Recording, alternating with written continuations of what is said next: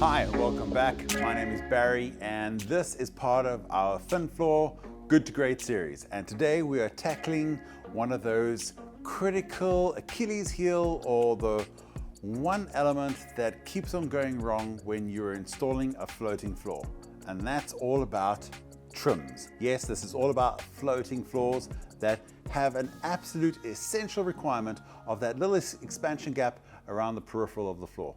Imagine if you're a giant and you had to put your hand on the middle of the floor, you need to be able to move that floor backwards and forwards, left and right, by up to around about 10-12 millimeters. Obviously, every floor type has a different requirement from 8 to 15, but that floor needs to be able to freely move.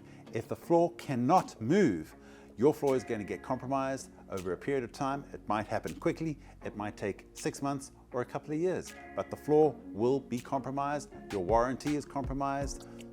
This is something you need to pay attention to. So how do so many professional and DIY enthusiast installers get floors wrong and jeopardize their entire installation?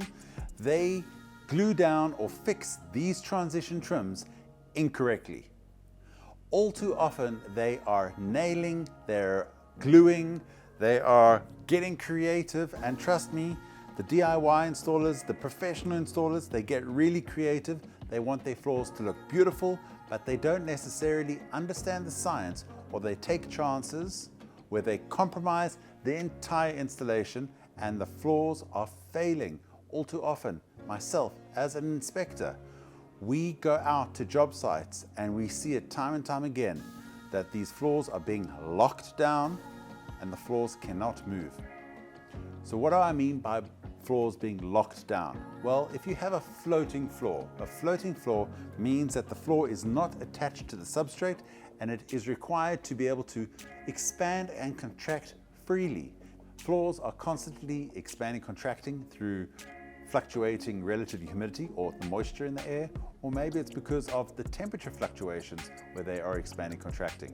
Whatever the floor type and whatever the reason is that they're expanding, contracting, this is to be expected. All floating floors do this.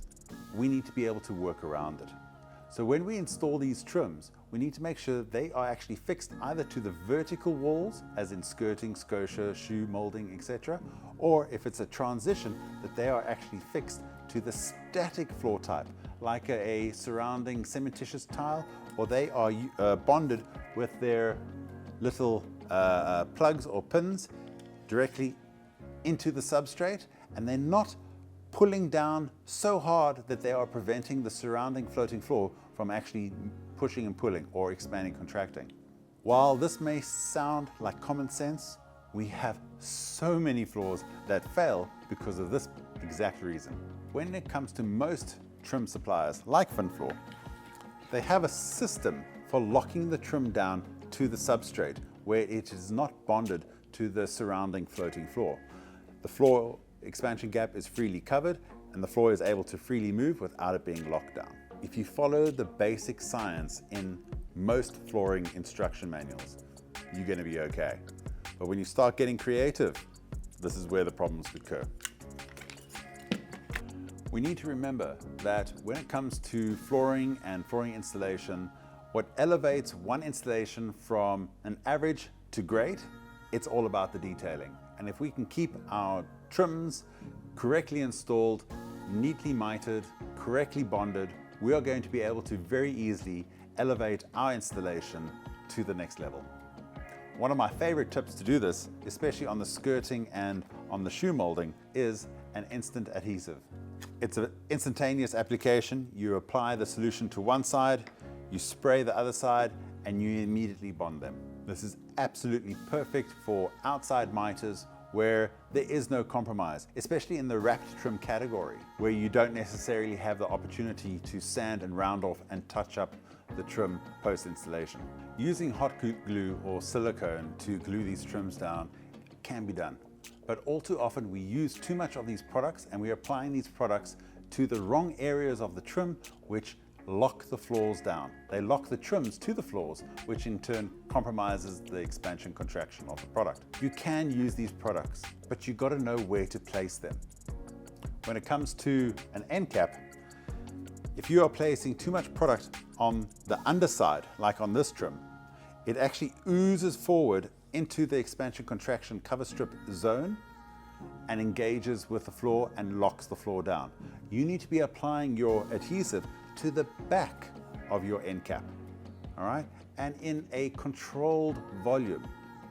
If you don't do this, this whole system goes out the window.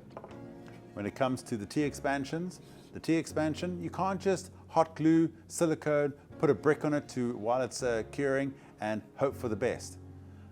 Silicones nowadays are really strong and they're going to impede the expansion contraction of these floors.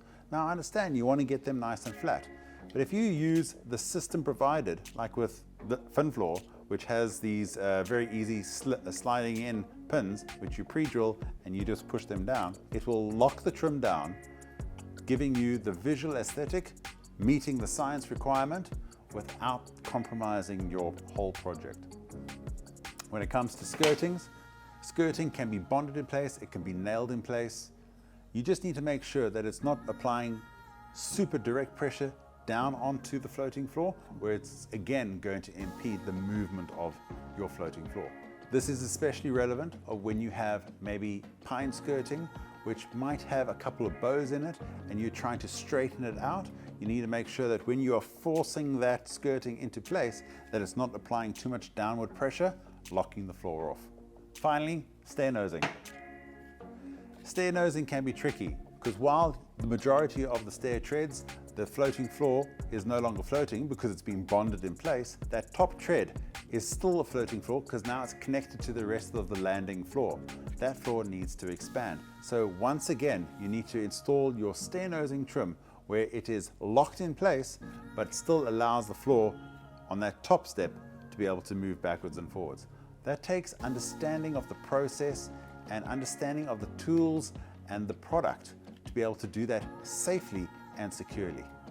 That's all for now, folks. Stay tuned for our next video coming up shortly, where we will get into further tips on how to take your installation from good to great. Found this informative? Please consider comments below, thumbs up, liking, subscribe. I hope you have. Thank you so much. We look forward to seeing you in our next video.